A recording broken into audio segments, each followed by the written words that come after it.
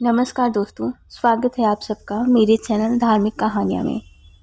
दोस्तों, आज हम जानने वाले हैं कि माता वैष्णो देवी कुंवारी क्यों हैं और अगर वो कुंवारी हैं तो उन्हें सिंदूर क्यों चढ़ाया जाता है।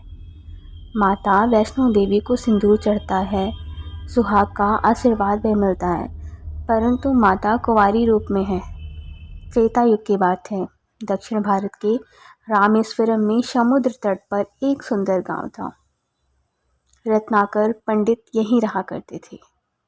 रत्नाकर शिवजी और माँ आदिशक्ति के बहुत बड़े भक्त थे। गांव और शहर में रत्नाकर का बहुत नाम था। उसका मान सम्मान बहुत अधिक था, परंतु उसकी कोई संतान नहीं थी। रत्नाकर की पत्नी हमेशा माँ आदिशक्ति से संतान की गुहार लगाती रहती थी और हमेशा ही माँ आदिशक्ति की पूजा अर्चना और व्रत करती थी। उन्होंने लगातार कई वर्षों तक माँ की पूजा और अर्चना की। कई सालों से संतानहीन रत्नाकर की पत्नी की एक प्रार्थना एक दिन माँ ने सुन ली और उसकी पत्नी गर्भवती हो गई। एक रात रत्नाकर के सपने में एक बालिका के रूप में माता ने आकर कहा, मैं तुम्हारे घर आ रही हूँ, पर एक शर्त पर मैं जो कुछ करना चाहूँ तुम रोकोगे नहीं। रत्नाकर को यह आभास हो गया कि माँ आदिशक्ति के सत, रज और तम को दिखाने वाले तीन रूप महासरस्वती, महालक्ष्मी और महादुर्गा ने मिलकर इस कन्या का रूप लिया है। नियत समय पर इस दिव्य कन्या का जन्म हुआ और रत्नाकर को यह भी पता चल गया कि यह कन्या माँ आदिशक्ति ने धर्म की रक्षा के लिए प्रकट की है। वह अत्यंत प्रसन्न हुआ। रत्नाकर उसी भाव से कन्या का लालन पालन करने लगे। तीनों महाशक्तियों के मिलन से एक सुंदर स्वरूप वाली कन्या उत्पन्न हुई, जिसका नाम त्रिकुटा रखा गया। त्रिकुटा का स्वभाव जन्म से ही अनूठा था। बचपन से ही वह पूजा पाठ और धार्मिक कार्यक्रमों में बहुत प्रसन्न होती थी। अभी उसका 10वां साल ही शुरू हुआ था कि त्रिकुटा को यह पता चल गया था कि भगवान विष्णु ने भगवान श्री राम के रूप में धरती पर अवतार ले लिया है। त्रिकुटा ने यह प्रण लिया कि वह भगवान श्री राम से ही विवाह करेगी, अन्यथा आजीवन अविवाहित ही रहेगी। त्रिकुटा ने अपने पिता से कहा कि वह रामेश्वरम के तट पर जाकर तपस्या करना चाहती है। 10 बरस की उम्र से ही त्रिकुटा समुद्र तट पर एक कुटिया बनाकर रहने लगी। वह भगवान श्री राम को पति मानकर उनको पाने के लिए कठोर तप करने लगी। इसी तरह घोर तप करते हुए कई साल बीत चुके थे। इधर सीता जी के हरण के बाद भगवान राम लक्ष्मण के साथ दल बल लेकर सीता जी की खोज करते हुए रामेश्वरम पहुँचे। श्री राम को पुल बांधने तक यहाँ ठहरना था। भगवान एक दिन के लिए विचरण कर रहे थे, तभी समुद्र के तट पर एक तेजस्विनी ध्यानमग्न कन्या को देखकर वह आश्चर्यचकित हुए। उस कन्या के तेज और आभा से वह स्थान अलग ही दिख रहा था। चारों तरफ रोशनी थी। भगवान श्री राम कौतूहलवश उस कन्या के तपोस्थल तक पहुँचे। प्रभु श्री राम ने उस कन्या से पूछा, हे देवी, आप कौन हैं और इतनी कम उम्र में इतना कठोर तप क्यों कर रही हैं? आपकी ऐसी भी क्या अभिलाषा है जिसके लिए आप इतना कठोर तप करने के लिए विवश हो गई हैं?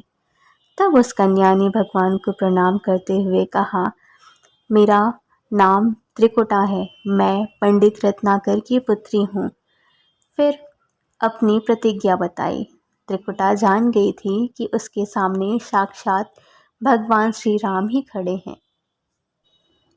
इसलिए उन्होंने निवेदन किया कि आप मुझे अपनी पत्नी के रूप में स्वीकार कर लें। इस पर भगवान श्री राम ने कहा, यह असंभव है। मैं पहले से ही शादीशुदा हूँ और मेरी पत्नी सीता है।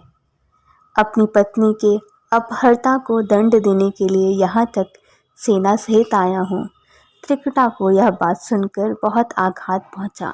उन्होंने अपने कठोर तप का वास्ता दिया और भगवान से विवाह करने की इच्छा को पुनः प्रकट किया और भगवान से याचना की। त्रिकुटा ने कहा, प्रभु, क्या मेरा यह तप व्यर्थ हुआ? मेरे तप में वह शक्ति ही नहीं जो आपको प्राप्त कर सकूं। मेरा तप अभी कम है, तो मैं इसे और कठोर करूंगी और तब तक जारी रखूंगी जब तक मेरी अभिलाषा पूर्ण नहीं हो जाती। भगवान ने कहा, जब मैं सीता को लेकर लौटूंगा तब तुम्हारे पास जरूर आऊँगा। यदि तुम मुझे पहचान लोगी तो मैं तुम्हारी इस बात पर सही निर्णय करूँगा। त्रिकुटा को इस बात से बड़ी प्रसन्नता हुई। त्रिकुटा मन ही मन बहुत प्रसन्न हुई कि उसकी तपस्या सफल हुई। भगवान ने उसे वरण का एक आश्वासन तो दे दिया, अब उन्हें अपने स्वामी की परीक्षा में उत्तीर्ण होना था। इस प्रसन्नता के भाव से भरकर त्रिकुटा का उत्साह और बढ़ गया और उन्होंने और कठिन तप करना आरंभ कर दिया। उनके तप का प्रभाव ऐसा था कि उनकी कुटिया के आसपास का पूरा क्षेत्र एक अलग प्रकाश से प्रकाशित हो रहा था। प्रभु लंका विजय के बाद पुष्पक विमान पर सवार होकर लौट रहे थे। अब उन्हें त्रिकुटा को दिया हुआ वचन भी पूरा करना था। रामेश्वरम के तट पर पहुंचते ही भगवान ने विमान को रोका और कुछ पल की प्रतीक्षा करने को कहा। उसके बाद वह अकेले ही चल पड़े। सारी सेना भगवान की आज्ञा के अनुसार वहीं ठहरकर उनकी प्रतीक्षा करने लगी। भगवान राम ने एक अत्यंत बूढ़े ब्राह्मण का वेश बनाया और देवी त्रिकुटा के पास जा पहुँचे। प्रभु उनके पास कुछ पल रुके, पर त्रिकुटा उन्हें पहचान ना सकी। भगवान श्री राम ने उन्हें अवसर दिया, पर उनकी लीला को देवी त्रिकुटा भाप ना पाए। तब श्री राम ने अपने असली रूप में आकर कहा, देवी, मैं आपको दिए गए वचन के अनुसार आपके पास आया था, परंतु आप इस परीक्षा में सफल ना हो सकी। वैसे भी इस जन्म में सीता से विवाह कर लिया है मैंने, एक पतिव्रत का प्रण लिया है, इसीलिए आपके साथ विवाह तो असंभव ही था। देवी त्रिकुटा कुछ निराश हो गई। फिर भगवान ने उनकी मनोस्थिति समझ ली और बोले, आपको निराश होने की आवश्यकता नहीं है देवी, आपका संकल्प पक्का है, इसीलिए मैं इसे खाली नहीं जाने दूंगा। कलयुग में मैं कल्कि के रूप में अवतार लूँगा, तब मैं आपको अपनी पत्नी के रूप में अवश्य स्वीकार करूँगा। तब तक आप हिमालय पर स्थित त्रिकुट पर्वत पर जाकर तप करें और मेरे अवतार की प्रतीक्षा करें। भगवान ने उन्हें वरदान देते हुए कहा, आप भक्तों के कष्ट और दुखों का नाश करते रहिए, आप इस संसार का कल्याण करती रहिए। विष्णु का अंश होने और उनके कुल में अवतार लेने के कारण आप वैष्णव देवी के नाम से पूजी जाएंगी।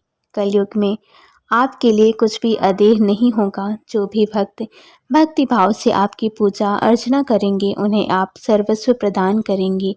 भगवान यह आशीर्वाद देकर, यह वरदान देकर त्रिकुटा से मिलकर वहाँ से चले गए और इस बात से त्रिकुटा बहुत प्रसन्न हुई। दोस्तों, तो यह थी आज की कहानी। आशा करती हूँ कि यह कहानी आप सभी को बहुत पसंद आई होगी, और कहानी अगर पसंद आई है तो मेरे चैनल को सब्सक्राइब करिएगा और वीडियो को लाइक और बहुत सारा शेयर करिएगा। तो मिलते हैं एक और ऐसी ही रोचक कहानी के साथ। तब तक अपना ख्याल रखिए और मुस्कुराते रहिए। राधे राधे।